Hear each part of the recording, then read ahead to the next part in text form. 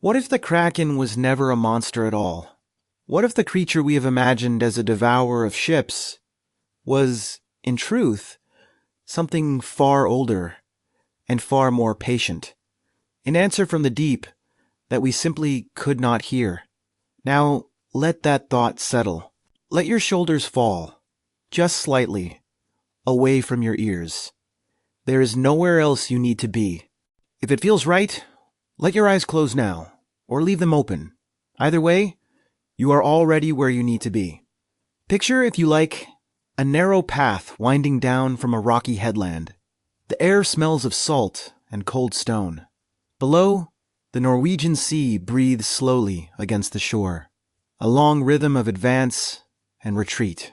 Somewhere out there, beyond the reach of light, something ancient stirs, not hunting, not waiting, simply existing with a patience that outlasts empires. This story holds no battle, no hero, no final victory, only the quiet weight of a truth the sea has always known, and that you are free to receive whenever you are ready. So let the path carry you back. Back before the maps, back before the brave men who thought they could conquer the abyss, back to the first time anyone looked at the ocean and understood that something looked back. Chapter 1. The Edge of the Known World. The Norwegian Sea gave them everything. Cod so thick the nets split, whales that fed whole villages through winter. The cold water was their road and their larder. A man could sail from the Lofoten fjords to the edge of the known world and never once doubt that the ocean belonged to him. For generations, this was the truth they lived by. They built ships that were works of art, long, narrow knars with tarred planks and proud dragon prows that cut through the gray swell like needles through wool. Every child learned to read the water, the color of the sky at dusk, the meaning of a sudden calm, the taste of a coming squall. The sea spoke, and they listened. But listening was not the same as understanding. Even the oldest sailors knew the ocean held depths no light could reach, places where the currents moved without wind, where the water grew so cold it seemed to stop time itself. They named those places in whispers, the shadow water, the deep sleep, and they did not sail over them without purpose. Sometimes a ship did not return. That was the price of the sea, accepted with grief, but not surprise. A storm, a broken keel, a sudden ice, these were known enemies. The families left behind mourned, set empty boats adrift with offerings, and the sea took what the sea took. There was no mystery in loss, until the pattern began to change. It started with small things. A fisherman hauling up his lines found them cut, not torn, severed, as if by a blade. A whaler spotted a turbulence in still water, a slow churning that rose and subsided without wind. A returning trader reported a stretch of sea where the depth sounded wrong, where his lead line found no bottom at all. The first ship to vanish without a storm left no trace. No wreckage, no oil slick, no bodies washed ashore. The crew had been experienced, the vessel sound. The only witness was a shepherd on a high headland who swore he had seen the ship stop dead in calm water, then simply descend as if the sea had opened beneath it. A second disappearance followed the next season. Then a third. The losses clustered along a specific corridor, a deep channel between the outer islands where the continental shelf dropped into abyssal darkness. Fishermen began to avoid that route, charting longer, more dangerous passages along the rocky coast instead. On a headland above the channel, an old rune carver was hired to raise a stone. He cut into the gray granite a warning that was not yet a name, a spiral, tight and coiled, with lines radiating outward like something pulling inward. Beneath it, he carved the rune for danger and the rune for depth. That was all. There is no need to picture the exact shape of what moved beneath those waters. It is enough to know that something had begun to notice the ships that passed above it. Something ancient, patient, and vast beyond any creature the northern world had ever named. The rune carver felt it in his hands as he worked. Out on the sea, the first sign was not a sound but an absence. Gulls that usually followed the fishing boats would wheel away from the channel, rising in sudden spirals as if repelled. Below them, the water was darker. The sailors crossed themselves, tied iron charms to their bows, and did not look down. They spoke of it only ashore, and even then quietly. In the mead halls, where firelight pushed back the dark, old mariners described a coldness that rose not from the wind, but from the water itself, a chill that seeped through the hull, through wool, through bone. Those who had sailed the channels said the sea there felt thicker, older, as if it remembered things. One fisherman, hauling his nets alone at dusk, felt something brush the underside of his boat. Not a rock, not a whale, a slow, deliberate pressure that lifted the vessel half a foot and set it down again with infinite gentleness. He rowed back to shore without looking over the side. He never fished that channel again. He could not explain why. In the long nights, the elders remembered an old word, hafgufa, sea mist. It had been used to describe something half glimpsed in the sagas, a creature that was more present than form. But those stories had always felt distant, belonging to a world before the reliable planking of a well-built ship. They did not feel distant now. The runestone on the headland weathered slowly, its carved spiral greened with lichen, its runes softened by salt wind. Yet sailors passing below would glance up at it, their eyes finding the coiled symbol even through fog. It had become something more than a warning. It had become a marker of the edge of the world they knew. There is no need to imagine the creature clearly. The sea does not reveal everything. It holds its secrets close, pressing them into the cold depths where light fades and memory dissolves. It is enough to know that something had begun to stir, something that had been there long before the first ship, long before the first name. Then the chieftain's daughter was lost. She had been traveling to her wedding, her longship escorted by seasoned warriors. They found the ship days later, drifting crewless, its sails still set for fair weather. The wedding garlands lay unwilted on the deck. There was no blood, no sign of struggle, only silence. After that, the fear changed shape. It was no longer the old, manageable fear of storm and ice. It had become something personal. The sea had taken a bride from her future. The chieftain stood on the shore for 3 days, staring out at the water, and on the third day, he ordered the carving of a new runestone, larger than any before it.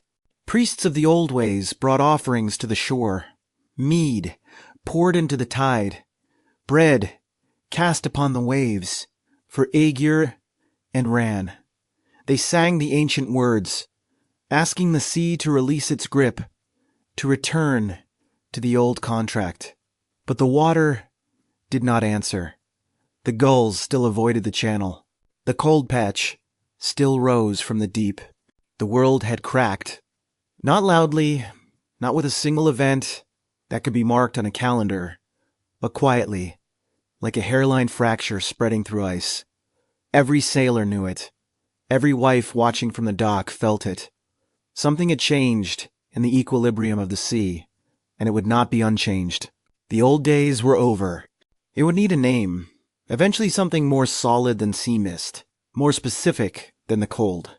But names have power, and the sailors were not yet ready to speak one aloud. First, the darkness beneath the channel had to gather itself into a shape that could not be ignored, and that shaping had already begun. Chapter 2.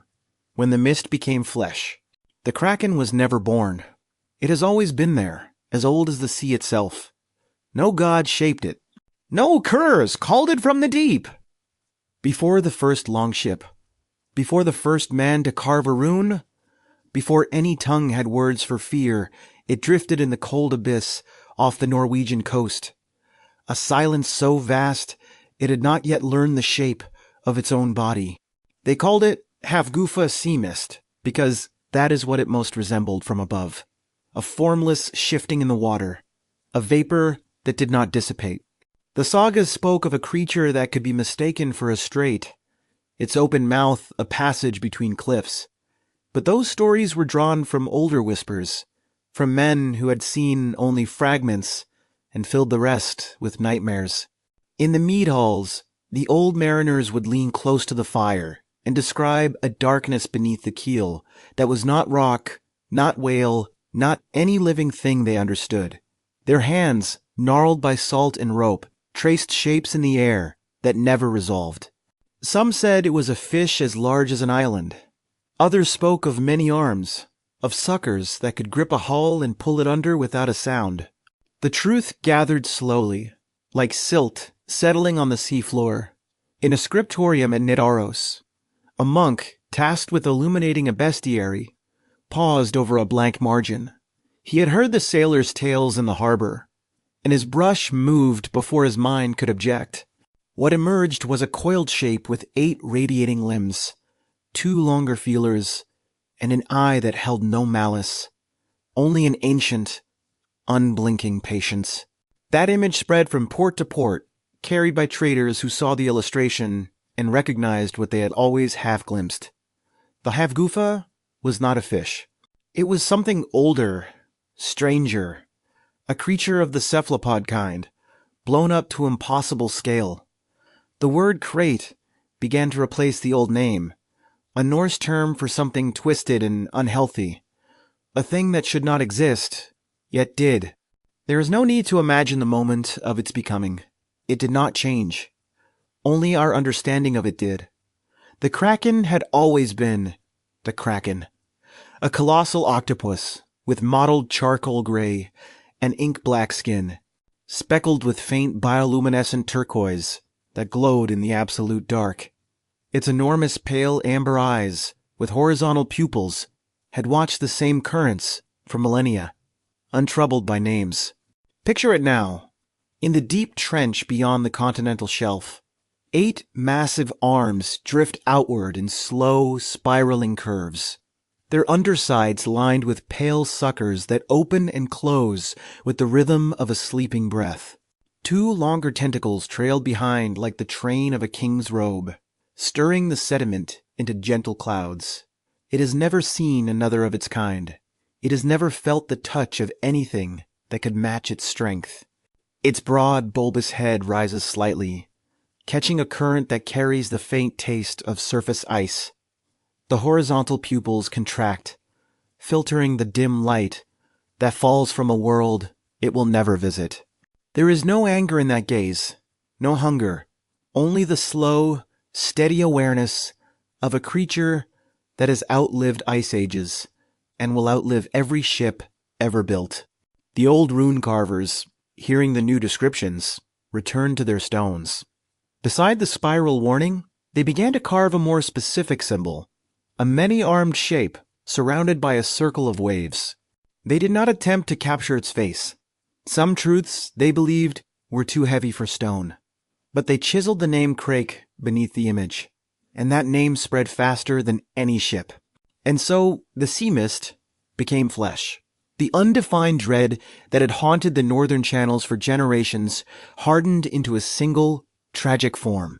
The Kraken was real. It had a body, a color, a lair.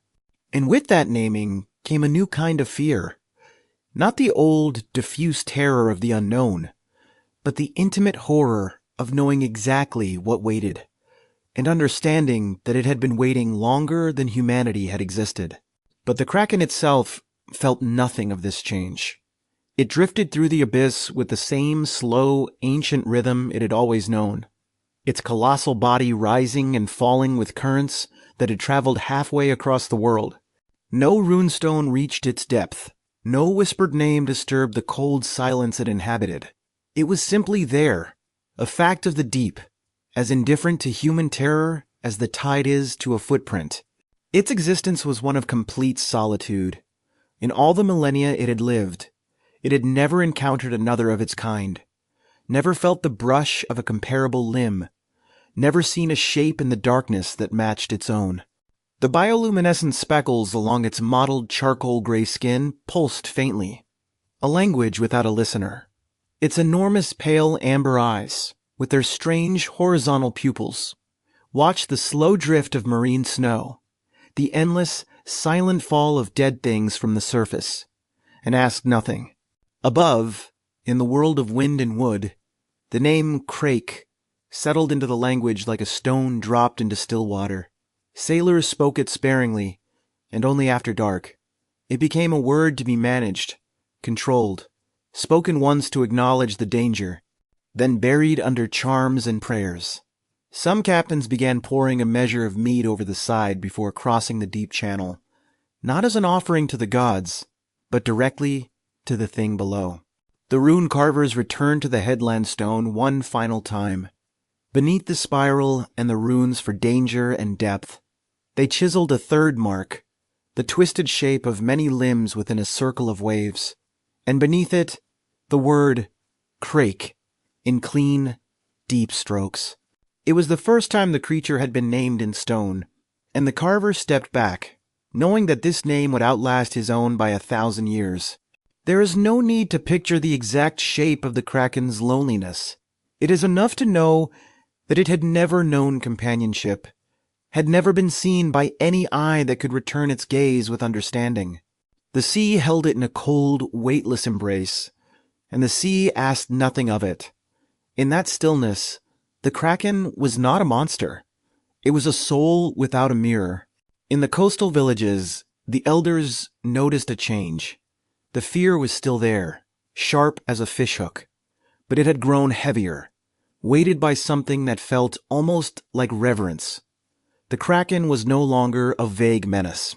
It was a being as real as the whales in the storms. To fear it was to acknowledge its place in the order of things, and to acknowledge that was to accept a humbling truth. The sea had a guardian older than any god they worshipped. Deep in the abyssal trench, the Kraken's 2 longer tentacles stirred the sediment with the gentleness of a breath. A faint cloud of particles rose and settled. Rose and settled. The cold pressure held everything in a slow, drifting stasis. The creature's body, ink-black and charcoal gray, floated as if suspended in amber. The bioluminescent turquoise specks along its skin glowed in a pattern that had no witness, a constellation burning for an audience of none. The transformation was complete, not of the creature, but of the world around it. The hafgufa, the sea mist, had become the Krake, a named and terrible sovereign of the deep. What had once been a shapeless dread was now a fixed point on the mental maps of every sailor. They knew what it was. They knew where it lived, and they knew that it would never leave. That knowledge was its own kind of curse. And yet, there was something almost sacred in that certainty. The Kraken did not hunt beyond its domain. It did not pursue. It simply waited, as it had always waited, in the cold channel where the continental shelf fell away into nothing. The sailors understood, without ever speaking it aloud, that the creature was not an invader. They were. Every ship that crossed its water was a guest in a house that had been built before the first stone was ever laid. And soon, the world would begin to map the boundaries of that house, not with walls, but with the wreckage of ships, the silence of missing crews, and the dark water that mariners learn to avoid with the same instinct that keeps prey from the predator's path. The naming was over. Now came the living. Now came the rain. Chapter 3. The Island That Was Neverland. The first sign was not a sound, but a pressure. A low, subsonic thrum that traveled through the hull like a distant earthquake, felt in the teeth and the bones before the ear caught it. Then the water changed. A coldness rose from the deep, sudden and sharp, as if winter had exhaled from the seafloor. The surface grew still, too still, and took on a sickly greenish cast that no experienced mariner trusted. Beneath that unnatural calm, a shape began to resolve. It was not a whale. Whales surfaced and sounded. This thing simply arrived, rising without hurry from the abyssal trench, its immense bulk displacing water so gently that the swell barely broke. The sea did not fight it. The sea moved around it like a cloak drawn over ancient shoulders, acknowledging a presence older than any current. When the Kraken rose fully, its broad back broke the surface, a plateau of mottled gray and charcoal, gently undulating, dotted with shallow pools of seawater and tangled strands of kelp. Faint turquoise phosphorescence seeped through the cracks in its skin, a soft, otherworldly glow that flickered like distant lightning beneath a storm. From a ship's deck, it looked exactly like an uncharted island.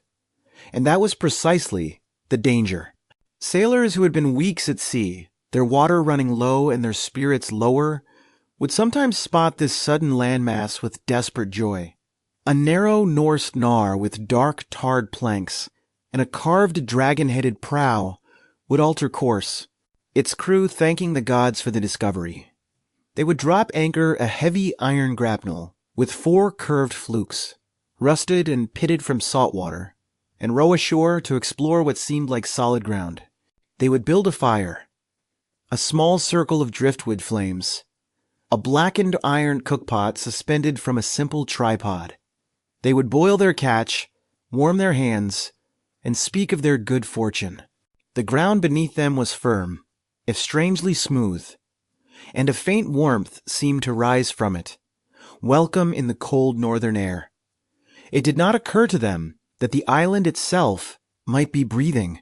There is no need to imagine the moment of realization too clearly. It is enough to know that the ritual of pouring mead into the sea was not born of terror, but of a quiet, weary respect. The recognition that they were guests in a house they had not been invited into. The Kraken did not hunt. It simply waited, as it had always waited, and the sea delivered what the sea would deliver. Over generations, the sailors developed a code of avoidance. A piece of iron thrown overboard before crossing the deep channel was said to distract the creature, its cold metal sinking past the Kraken's gaze. Some captains carried small iron charms, a hammer of Thor, an anchor pendant, and dropped them into the water with a murmured word that was not quite a prayer. The iron was not an offering. It was a decoy, a way of saying, "Take this and let us pass." On the shore, the rituals were softer. Wives and daughters left small bundles at coastal shrines, dried fish wrapped in linen, a lock of hair tied with wool, a carved wooden token bearing the Kraken's coiled symbol. They did not ask for the creature's destruction. They asked for safe passage through its domain, a negotiated peace between the land and the abyss. The sea took these offerings without comment, as it took everything. The ecology of the Kraken's domain was a study in quiet awe. Fish schooled in enormous numbers around its drifting mass, feeding on the plankton stirred by its slow passage. Seabirds circled the false island in dense flocks, pecking at the kelp and the tide pools, mistaking the living creature for land with the same fatal error as the sailors. The Kraken tolerated them all. It had no need to hunt small things. But when it descended, the sea remembered its power. The water above the submerging giant collapsed into a spiraling maelstrom, a vortex of white foam in black depth that could swallow a ship whole. The Muskstraumen, the sailors called it, a permanent whirlpool off the Lofoten coast that churned without wind or tide. They did not know, but they suspected. The Kraken had turned in its sleep, and the world above felt the echo. The Kraken's domain was not large by the measure of the sea, but it was absolute. A deep channel running between the outer islands and the mainland, where the continental shelf dropped away into blackness. Ships could avoid it, but only at cost. Longer journeys, rougher waters, lost trade. The creature had, without intention, drawn a border across the Norwegian Sea, and every captain had to decide whether to pay the toll of time or the toll of blood. Some chose the shortcut. They sailed with iron charms nailed to the mast and a prayer to no god in particular on their lips. They crossed at night when the water was coldest and the bioluminescent glow beneath the hull was most visible. A pale turquoise ribbon tracing the Kraken's slow patrol. They did not speak its name. To name it at sea was to invite attention, and attention was the last thing any sailor wanted from the deep. The fishermen learned to read the signs. A sudden departure of gulls from a stretch of open water meant something was rising. A patch of sea that shimmered with an oily smoothness, reflecting the sky like polished metal, meant the Kraken had surfaced recently and the water had not yet recovered its natural temper. They charted these signs as carefully as they charted the stars, passing the knowledge from father to son in low voices by the fire. And the Kraken, for its part, remained oblivious to the civilization that had grown around its shadow. It rose and sank with the same ancient rhythm, feeding on the vast clouds of krill and small fish that its presence stirred from the depths. Its enormous, pale amber eyes, with their strange horizontal pupils, watched the drift of the seasons in the shifting light from above. It had no concept of ships, of names, of fear. It simply lived, as it had always lived, in the slow, cold silence of the abyss. Sometimes a ship would anchor on the false island and never leave. The crew would build their fire, boil their catch, and the Kraken would begin its descent, so slowly at first that the only warning was the hiss of the cooking fire touching water, the sudden tilt of the iron cookpot, the scream of the anchor chain snapping taut before it broke. Then the maelstrom would open, white and roaring, and the sea would close over everything. No wreckage ever surfaced from those depths. The survivors of such encounters were few, and they carried what they had seen like a brand. They spoke of a cold that was not merely temperature, but a kind of spiritual void, a stillness that pressed against the heart. They described the moment the island began to move, not with violence, but with the slow, inexorable purpose of a world turning. The fire went out, the water rose, and then only the dark. In the coastal villages, the Kraken became a part of daily life. Children were taught to recognize the warning signs before they learned to sail. New ships were blessed, not only by priests, but by old women who poured a measure of mead into the sea and whispered the creature's name in the old tongue, not as a curse, but as a greeting. The Kraken was not a monster to them. It was a neighbor, ancient and dangerous, whose boundaries you learned to respect. The maelstrom itself became a landmark. The Moskstraumen, churning endlessly off the Lofoten coast, was marked on maps with a spiral that matched the runestones' warning. Sailors timed their passages to its rhythm, knowing that the whirlpool was fiercest when the Kraken had recently descended.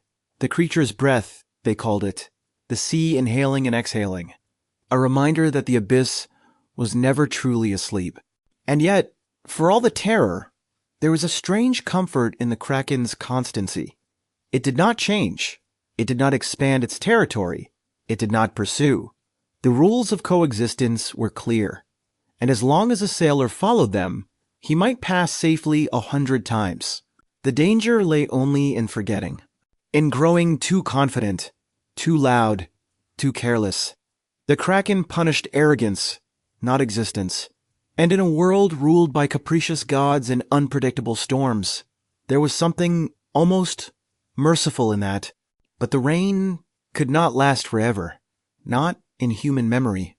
Sooner or later, the maps would improve, the ships would grow bolder, and the old rituals would fade into superstition.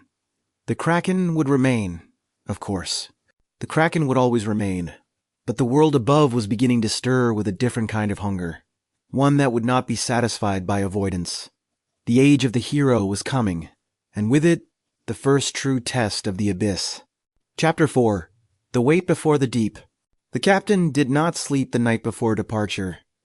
He stood at the rail of his ship, a narrow Norse gnar, with dark tarred planks and a carved dragon-headed prow, and watched the moonlight lie cold on the water. The crew had all gone ashore to their families.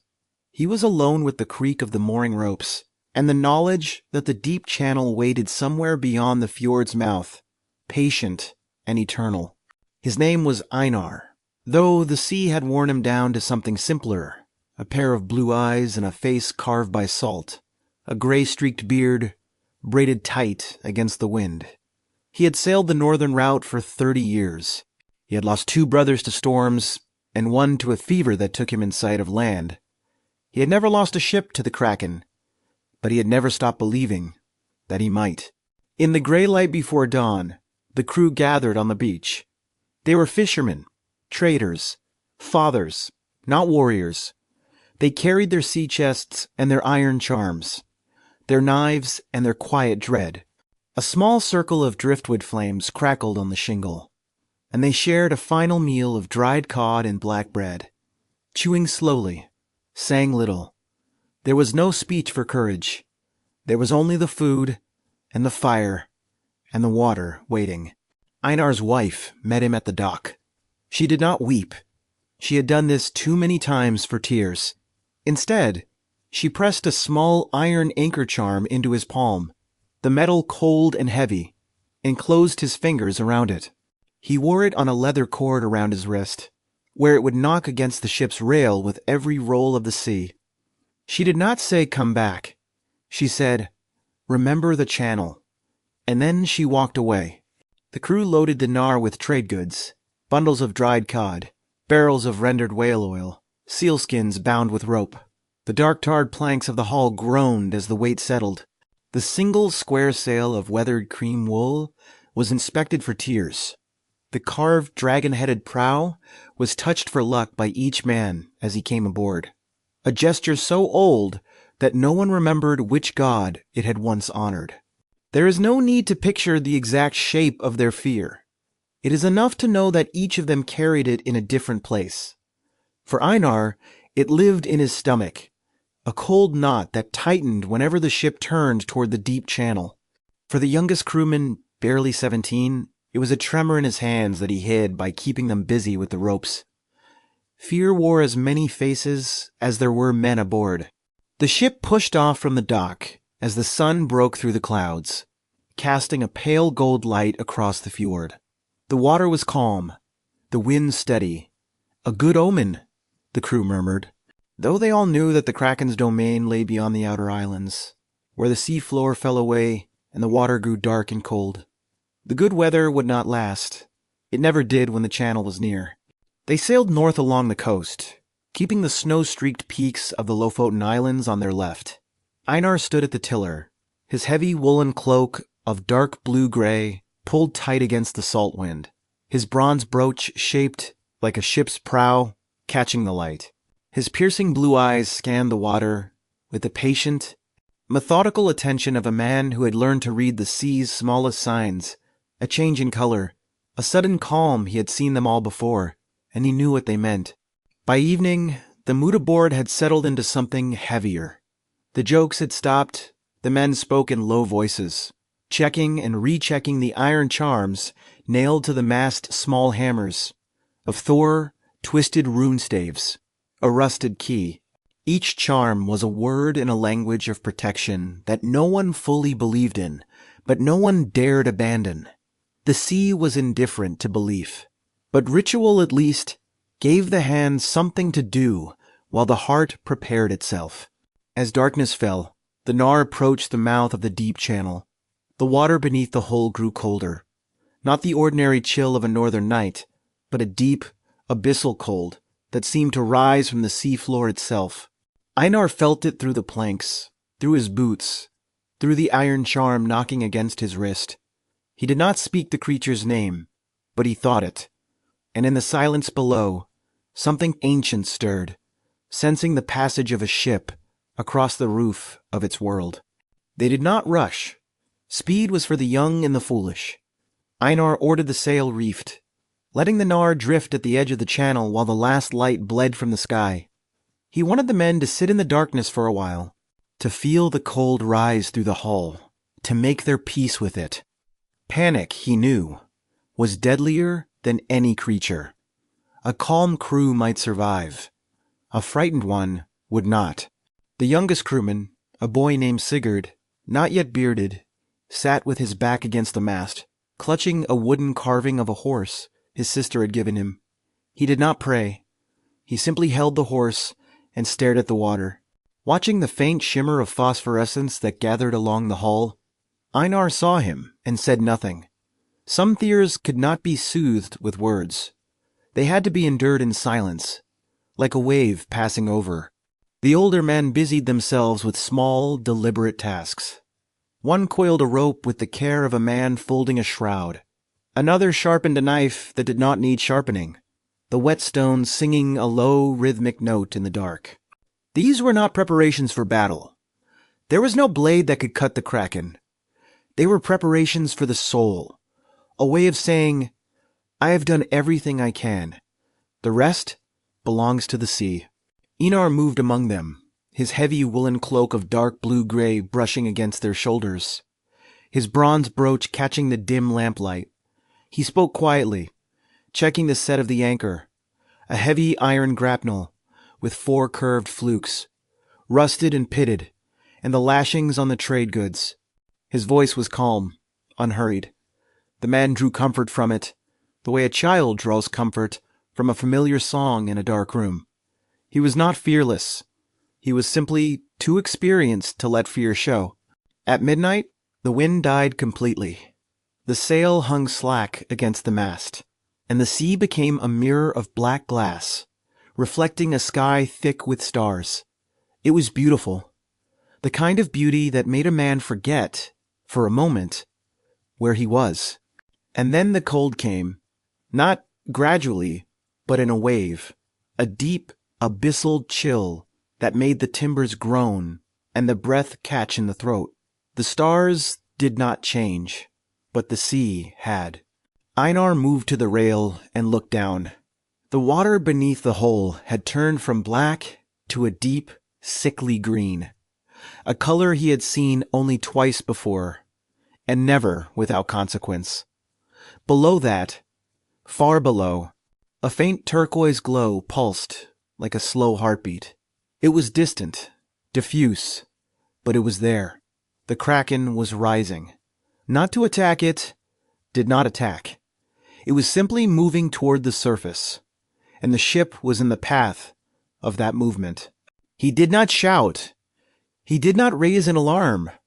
He walked to the tiller and adjusted their heading by a few degrees, not enough to turn back, but enough to skirt the edge of the channel rather than cut through its heart. The crew, feeling the shift in the ship's motion, looked to him. He met their eyes one by one and gave a single, almost imperceptible nod. It meant, I have seen it. I am watching. Trust me. There is no need to ask what went through his mind in that moment. It is enough to know that he thought of his wife, of the iron anchor charm still knocking against his wrist, of the way she had said, remembered the channel instead of come back. She knew what he was sailing into. She had always known. And she had let him go, because that was what the sea demanded of those who loved its sailors. The Nar crept forward through the darkness, its dark tarred planks making no sound against the glassy water. The crew held their positions, their breath shallow, their hands resting on iron charms that felt suddenly very small. The turquoise glow beneath the hull grew brighter, then dimmed, then brightened again, a slow, rhythmic pulse that matched no current, no tide. They were inside its domain now. They had crossed the border that the runestone marked, but could not enforce. And then, in the deepest hour of the night, the sea ahead of them changed. It was not a wave, not a whirlpool. It was a rising, a slow swelling of the water, as if the ocean floor itself were lifting toward the stars. A shape began to emerge, black against the black water, broad and impossible. Einar's hand tightened on the tiller. The dragon-headed prow pointed straight at it. The age of avoidance was over. The descent had begun. Chapter 5. The Fire That Drowned Before It Died. The first thing that went out was the fire. A hiss, a curl of steam, and the small circle of driftwood flames that had warmed their hands and boiled their catch was gone. The blackened iron cookpot tilted on its tripod and spilled its contents into the dark water now seeping across the gray, undulating ground. It happened so quietly that for a moment No one moved. They simply stared at the embers as they blackened and died. Then the ground beneath them shifted. Not a violent lurch, not a breaking, a slow, deep, rolling movement, like a continent turning in its sleep.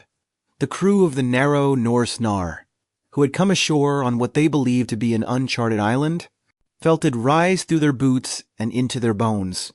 The shallow pools of seawater dotting the mottled gray and charcoal surface began to ripple, then to flow, then to join one another in sudden, silver streams. Someone shouted a wordless cry that was half warning and half disbelief. The men scrambled toward the ship, their feet slipping on the strange, smooth rock that was not rock. The heavy iron grapnel anchor with 4 curved flukes, rusted and pitted, had bitten deep into what they had thought was solid ground. Now the anchor chain began to groan, a low metallic protest that grew higher and tighter as the island continued to descend beneath them. Einar stood at the rail of Dinar, his heavy woolen cloak of dark blue-gray whipping in a wind that had not existed moments before. His gray-streaked hair and long braided beard were already wet with spray. His piercing blue eyes, which had scanned the sea for 30 years, now watched the impossible. The island was sinking. The water was rising. And the crack between the world they knew and the world they had stumbled onto was opening wide. There is no need to recount every scream that rose from that water. It is enough to know that the Kraken did not attack them. It did not lash out with its enormous arms, did not coil its long tentacles around the hull.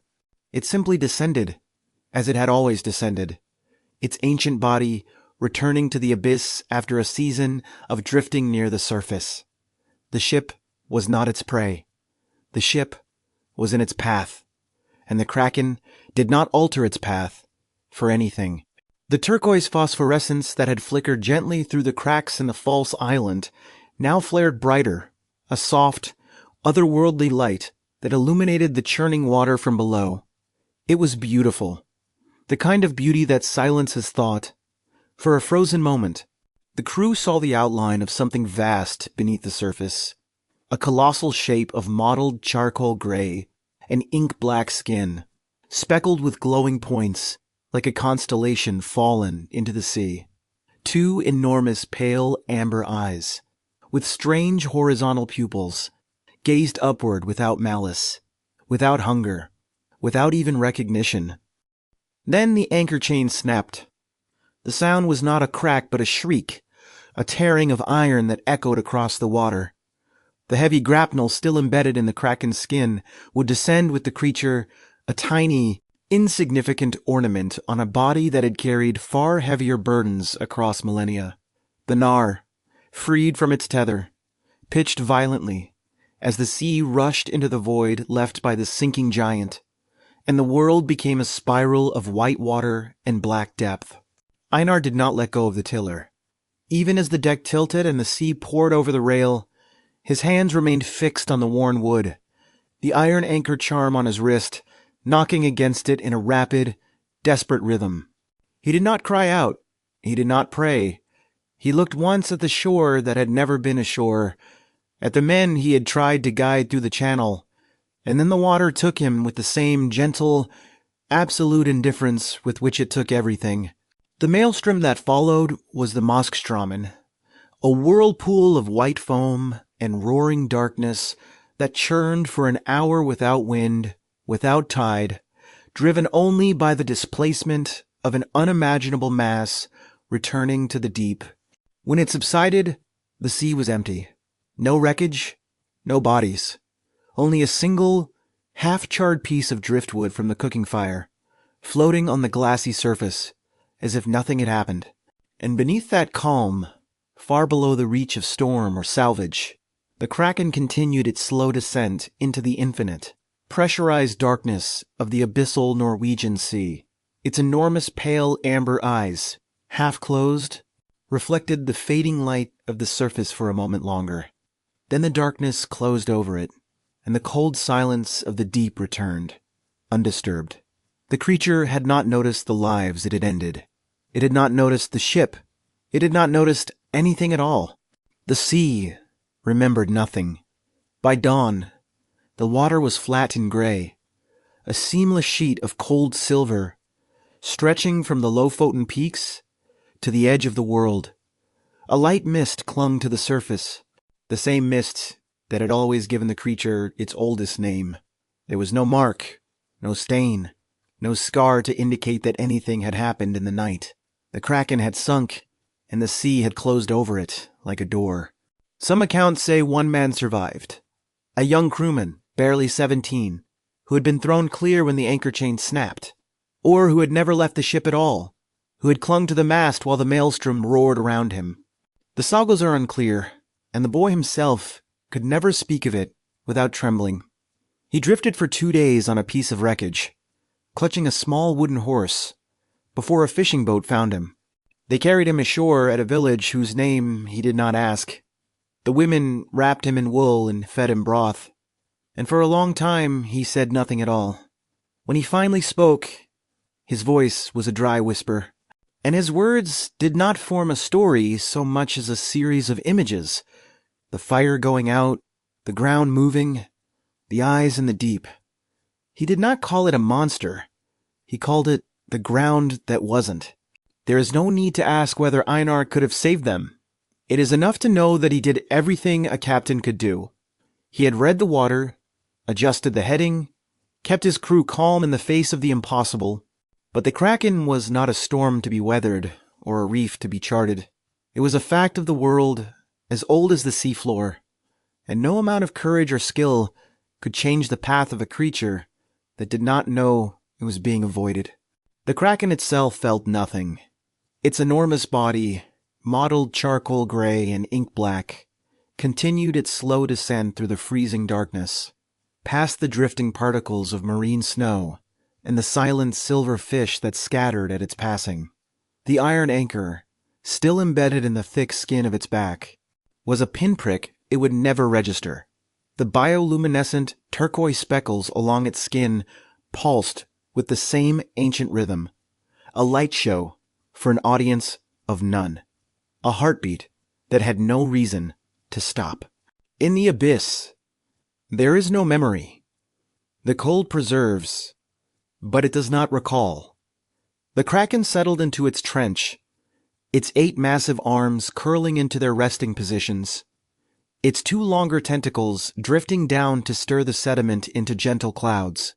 The enormous, pale amber eyes, with their horizontal pupils, closed halfway.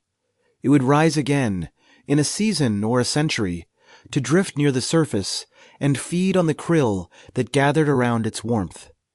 It would be mistaken for an island again, and it would descend again. The cycle was eternal. Back on shore, the story spread the way stories spread in a world without writing, from mouth to ear, from port to port, changing slightly with each telling. Some said the Kraken had swallowed the ship whole. Some said it had crushed the vessel in its arms. Few believed the truth, because the truth was too strange. The monster had done nothing. It had simply existed, and that existence had been enough to end them. A new runestone was raised on the headland, beside the old one, with its spiral worn in and its crake symbol. This one bore no image, only a list of names the crew of Einar's Nar, carved in clean, deep strokes by the same rune carver who had first chiseled the creature's name into stone. He worked in silence, and when he finished, he pressed his palm against the cold granite and stood there for a long time, watching the sea. The rituals changed after that. The offering of mead and iron charms continued, but now there was a new gesture, a moment of silence before crossing the deep channel, a pause in which each sailor thought of Einar and his crew and the boy with the wooden horse. The Kraken was not a god, but it was treated with something approaching worship, a reverence born of loss, a respect paid in grief. The sea had its guardian, and the guardian had its due. And so the story of the descent became part of the larger story, a single thread in a tapestry that stretched back centuries and would stretch forward for centuries more. The Kraken remained. The ships kept sailing. The fire on the false island would be lit again, someday. by men who did not know the ground beneath them was alive. And the sea, patient and indifferent, would carry all of it, the lives, the names, the silences, into the dark, where no memory reaches, but where something ancient still watches with pale amber eyes. Chapter 6. The Bloodline That Was Never Born. The anchor never surfaced. It remains there still, embedded in the thick skin of the Kraken's back, a tiny iron thorn carried through the abyss without acknowledgement. The rusted grapnel, forged in a coastal smithy by hands that never imagined the deep, has become a permanent part of the creature's body, the only mark any human ever left upon it. And the Kraken has never felt its weight. On the headland, the rune carver finished his work. The new stone stood beside the old spiral warning, its surface covered in names rather than symbols. Einar, Sigurd, Asbjorn. Each stroke of the chisel had been a small grief. When the last letter was cut, the carver laid down his iron tool and pressed his palm flat against the cold granite. He did not pray. He simply stood there, feeling the names beneath his hand, while the sea below continued its endless, indifferent rhythm. The boy who survived grew into a man who rarely spoke. He married, fathered children, mended nets for a living. But on certain mornings, when the mist lay thick on the water and the gulls circled nothing in particular, he would walk to the headland and stand beside the memorial stone. He never told his children what he had seen. He did not need to. They learned to recognize the silence that fell over him when the sea grew too calm, and they learned to fear it. A year after the descent, a fisherman on the outer islands found a piece of wreckage washed onto the black sand. It was a fragment of the Nar's carved dragon-headed prow, a section of the neck and jaw, the painted eye still visible beneath a crust of salt and barnacles. He carried it to the village and laid it at the foot of the memorial stone. No one spoke. They simply added it to the small collection of offerings that had begun to gather there. Iron nails, dried fish, a lock of hair tied with wool. Einar's widow came to the headland on the first anniversary of the sinking. She wore the same woolen dress she had worn on the dock, and in her hand she carried the matching anchor charm, the one she had kept for herself when she pressed its twin into Einar's palm. She knelt beside the runestone and placed a small iron pendant among the other offerings. Then she stood, looked once at the sea, and walked back down the path without a word. She did not return. There is no need to imagine what she felt. It is enough to know that the charm she left behind still rests there, decades later, rusted to the stone by salt and rain. The iron has bled a dark orange stain into the granite, a permanent shadow that no weather can wash away. Visitors to the headland touch it sometimes. Not for luck, the Kraken offered no luck, but for remembrance. A small, cold point of contact with a story that has not yet ended. The ritual of the crossing changed in the years that followed. Sailors still poured mead over the side before entering the deep channel. They still nailed iron charms to the mast and whispered the old words. But now, before any of that, they paused. A moment of silence, initiated by the captain and held by the crew, in which every man aboard thought of Einar and his crew, and the fire that drowned before it died. It was not a prayer. It was an acknowledgement, a debt, paid in stillness. The Kraken, oblivious to all of it, continued its ancient cycle.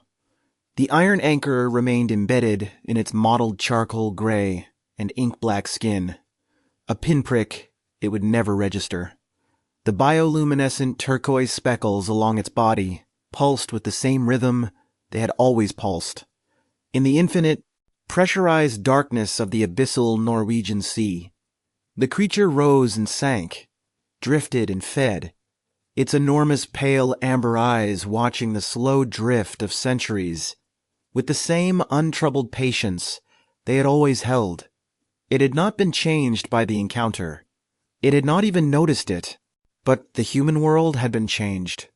The story of Einar's descent spread far beyond the Lofoten Islands, carried by traders and travelers, absorbed into the oral tradition, that would eventually be written down in the sagas.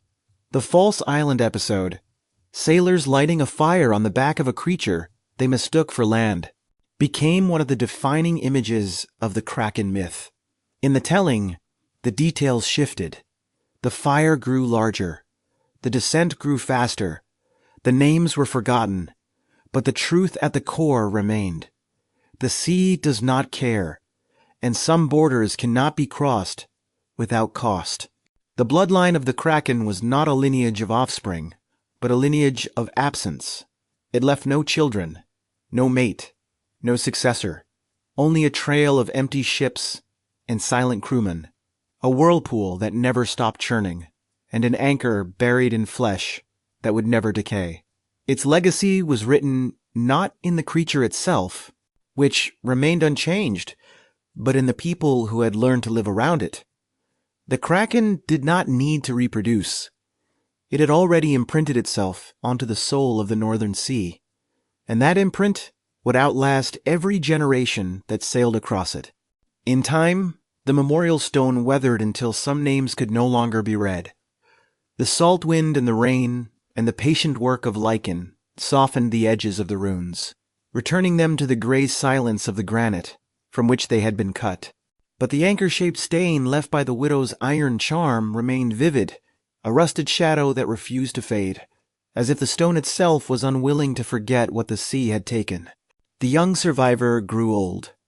His hair turned white, his hands grew gnarled, and still he walked to the headland, on misty mornings, to stand beside the stone. His grandchildren sometimes followed him, keeping a respectful distance. They knew he had been aboard a ship that encountered the Kraken, but they never asked him to speak of it. The silence that surrounded him was a story in itself, and they learned to read it as clearly as a rune. Other memorials appeared along the coast, not grand monuments, but small, personal markers. A carved wooden post driven into the shingle, hung with iron charms that clinked in the wind. A cairn of smooth stones on a cliff edge, each pebble placed by a sailor before a voyage. A bench outside a mead hall, where old men sat and watched the sea, saying nothing. The Kraken had given the northern coast a new geography of grief, and each marker was a point on a map that no cartographer would ever draw. There is no need to ask whether the Kraken ever rose to the surface and found another ship anchored on its back. It is enough to know that it did, and that it would again. The same cycle that had claimed Einar's Nar would repeat across the centuries. The false island, the cooking fire, the slow descent, the maelstrom. Each time the sea closed over the silence, and each time a new story was added to the old. The Kraken did not learn. It did not need to. It was the constant, and the ships were the variables. The Moskstraumen whirlpool became a landmark that every northern sailor learned to navigate. They timed their passages to its rhythms, knowing that the churning water marked the Kraken's recent movement far below. Some captains claimed they could predict the creature's rising by the whirlpool's intensity, a slight quickening of the spiral, a deepening of the roar. Whether this was truth or superstition, no one could say, but the sailors trusted it. And trust, at sea, was a kind of survival. The body of the Kraken, drifting through the infinite, pressurized darkness of the abyssal Norwegian Sea, remained unchanged. Its mottled charcoal gray and ink-black skin bore no new scars beyond the tiny iron anchor still embedded in its back. Its enormous pale amber eyes, with horizontal pupils, continued to watch the slow, silent rain of marine snow. The bioluminescent turquoise speckles along its body pulsed in their ancient rhythm, a light without a witness, a heartbeat that had no reason to hasten or slow.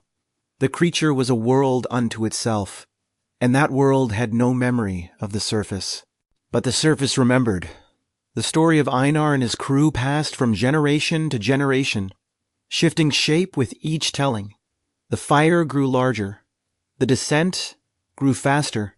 The Kraken's eyes became burning coals. In some versions, pale moons in others. What remained constant was the anchor, the one detail no storyteller ever omitted. The image of the iron grapnel still embedded in the creature's flesh, a permanent mark that no monster had ever allowed, became a symbol of something no one could quite name. Defiance, perhaps, or simply the refusal to let go.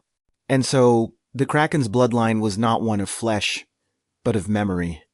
It left no children, no mate, no heir to its domain, but it left a lineage of stories, rituals, and silences that would outlast any biological offspring.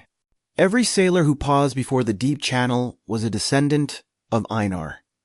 Every iron charm nailed to a mast was a branch of a family tree rooted in that single, catastrophic night.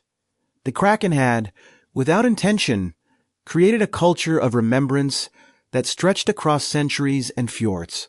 In the mead halls of the far north, the tale became a test of storytelling skill. A good teller could hold the room in silence for the entire account of the descent. A great one could make the listeners feel the cold rising through the floorboards, hear the anchor chain's metallic shriek, see the turquoise light flaring beneath the water. The story was never told as entertainment. It was told as a warning, a memorial, a way of keeping the names alive after the stone had worn smooth. And it was always told with reverence. And the sea, patient and indifferent, carried everything, the names, the charms, the wrecks, the whispers, into the deep where the Kraken drifted in its ancient, dreamless state. The anchor remained, the whirlpool churned. The runestones stood against the wind, and somewhere beneath the cold water, two enormous pale amber eyes continued to watch the slow passage of centuries, unaware that they had become a mirror in which an entire culture sought its own courage, its own fragility, and its own unanswerable questions about the dark. Chapter 7. The Mirror in the Deep. The Moskstraumen whirlpool still churns off the Lofoten coast, a white ring of foam that has never stilled since the first Norse sailor set eyes upon it. Modern oceanography explains it as a tidal confluence, the meeting of currents and seafloor topography. But the old name persists, and so does the old association. To stand on the cliffs above it, even now, is to feel that something immense has just descended beneath the water, and that the sea is still settling in its wake. In 1752, Erik Pontoppidan, Bishop of Bergen, published his Natural History of Norway. He devoted an entire chapter to the Kraken, describing it as an enormous creature that could be mistaken for an island. He interviewed fishermen who swore they had seen it, who spoke of the false landmass, the cooking fires, the sudden submersion. Pontoppidan was a man of science and faith, and he believed them. He gave the Kraken its first formal description, and with it, a foothold in the rational world. The creature he described was not the hafgufa of the sagas, the sea mist leviathan with a mouth like a straight. It was something more precise. A colossal cephalopod, an octopus or squid of impossible proportions. This image had been gathering for centuries, from the monk's bestiary in Nidaros to the sailors' tales in every port, and Pontoppidan fixed it in print. The Kraken was no longer mist. It was flesh, tentacles, eyes, and it had a Latin name on a page. Science, in time, seemed to dismiss the legend. No specimen matched the scale of the sailors' accounts. The giant squid, Architeuthis ducks, was known only from fragments. A beak washed ashore, a tentacle found in a whale's stomach, a carcass drifting on the surface. It was a ghost, a rumor, an absence that suggested a presence. And then, in Arlinleen-Sis, a team of Japanese researchers photographed a living giant squid in the deep waters off the Örvar-Odds Islands. The ghost became real. The creature they captured on film was not the Kraken of Norse myth. It was smaller, perhaps 13 meters, not the size of an island. Its skin was a deep, russet red, not the mottled charcoal gray and ink black speckled with bioluminescent turquoise that the old stories had painted. But its eyes were the same, enormous, pale, with a strange horizontal pupil that seemed to hold no recognition of the world above. The photograph confirmed what the sailors had always known. Something ancient and immense lived in the dark. The rest was a matter of scale and imagination. There is no need to measure the distance between the myth and the reality. It is enough to know that the two are not in opposition. The Kraken was never a lie that science corrected. It was a truth that science eventually caught up to, in its own cautious way. The giant squid is not the Kraken, but it is the shape that the Kraken wore in the minds of men who had no other language for the immensity they glimpsed beneath the keel. The name itself carries a history. Krak, in Old Norwegian, means something twisted, crooked, unhealthy, a term applied to a diseased tree or a stunted animal. It was not a name of admiration. It was a name of unease. The word you used for something that should not exist, but did. The Vikings, who had words for every kind of terror the sea could offer, chose this one carefully. The Kraken was not a noble beast. It was a wrongness, a knot in the fabric of the natural world, and it could not be untied. And yet, over centuries, the word softened. Krak became a name spoken with a kind of rough affection, the way a sailor might speak of a particularly dangerous reef that had spared him once. It entered poetry and literature. Tennyson, in 1830, wrote of the Kraken sleeping in the ancient, dreamless, uninvaded sleep of the abyss, waiting for the fires of the apocalypse to wake it. The Victorians, who loved a sublime terror, embraced the creature as a symbol of nature's hidden majesty. It had become, without ever intending to, a work of art. But the original meaning endures in the folklore of the Norwegian coast. To this day, fishermen still speak of the Krak with lowered voices, still pour a measure of spirits into the sea before a long voyage, still scan the water for a smoothness that should not be there. These rituals are no longer survival. Modern ships have sonar and GPS, but they persist. They have become a form of remembering, a way of honoring the men who sailed with iron charms and no certainty of return. The Kraken is a story, and stories are how cultures keep their dead alive. And so the creature that never existed has outlasted 1,000 things that did. The ships that sailed over it are gone. The runestones have weathered. The names of Einar and his crew are nearly illegible, but the Kraken remains, drifting through the deep on the other side of every map, waiting to be rediscovered by each new generation that looks at the sea and wonders what moves beneath it. The anchor is still embedded in its back. The eyes are still watching, and the story is not over. The runestone that once warned sailors now stands as something else entirely. Tourists visit the headland to photograph the spiral and the faded Krak symbol, their cameras capturing what the salt wind has not yet erased. They read the names on the memorial stone beside it, Einar, Sigurd, Asbjorn, and asked their guides if these men were real. The guides shrug. Some stories, they say, are true in ways that facts cannot measure. Marine biologists now study the deep channels off the Norwegian coast with submersibles and sonar arrays, mapping the same trenches the Kraken was said to inhabit. They have found no island-sized octopus, but they have found giant squid and the occasional sperm whale scarred by battles with something nearly as large as itself. The abyss still holds its secrets, and every new discovery reminds us that we have explored less of the deep ocean than we have of the surface of the moon. There is no need to separate the myth from the creature that inspired it. The Kraken exists at the intersection of the two, a shape drawn by both imagination and observation. The sailors who saw something vast and dark beneath the keel were not lying. They were turning the unknowable into a story that could be told, shared, and survived.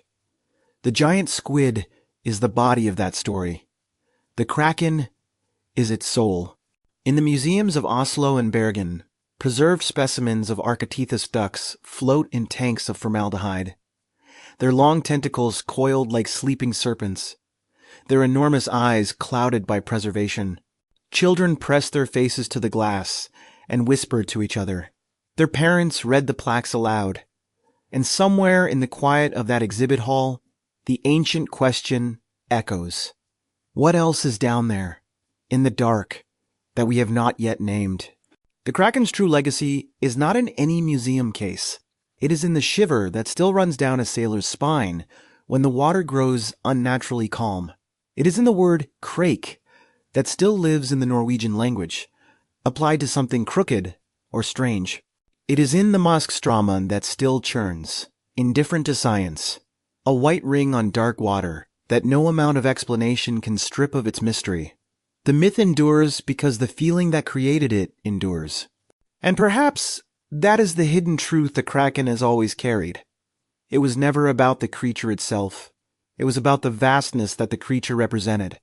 The ocean, yes, but also the larger darkness that surrounds every human life. We are all sailors on a ship we did not build, crossing water we cannot see the bottom of. And the Kraken is the name we give to the knowledge that something immense moves beneath us, beyond our control, beyond our understanding. The final gift of the Kraken is not terror, but perspective.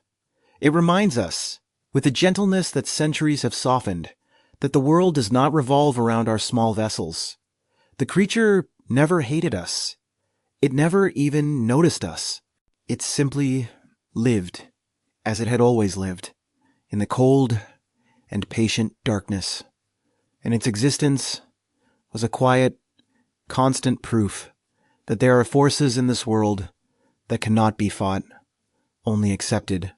There is no need to imagine the Kraken's final resting place. It has none. It drifts still, in the deep channel and in the mind, the iron anchor embedded in its back, the bioluminescent speckles pulsing with a rhythm that has no audience. It is the last true wilderness, the unanswered question, the silence at the bottom of the sea that refuses to be filled. And as long as there are ships and sailors and people who look at the horizon with wonder, the Kraken will be there, waiting. So let the stories settle now, like sediment falling through still water. Let the names on the runestone rest. Let the anchor charm continue its slow rusting on the granite. Let the whirlpool churn, and the gulls circle, and the mist cling to the surface, where the false island once rose. The Kraken does not need to be remembered to exist, but remembering it changes us, softens something, deepens something, reminds us that we are small, and the world is large, and that this is not a tragedy. It is a gift. And somewhere far below the cold Norwegian Sea, in the infinite pressurized darkness, where light has never reached and memory has never lingered, two enormous pale amber eyes open and close with the slow rhythm of centuries. They ask nothing. They promise nothing. They simply are an ancient presence and an ancient deep, a mirror held up to our own fragility, our own courage, and our own unending need to know what moves beneath the surface of things. The sea holds its breath, and the Kraken watches, as it has always watched, in the quiet that outlasts every name.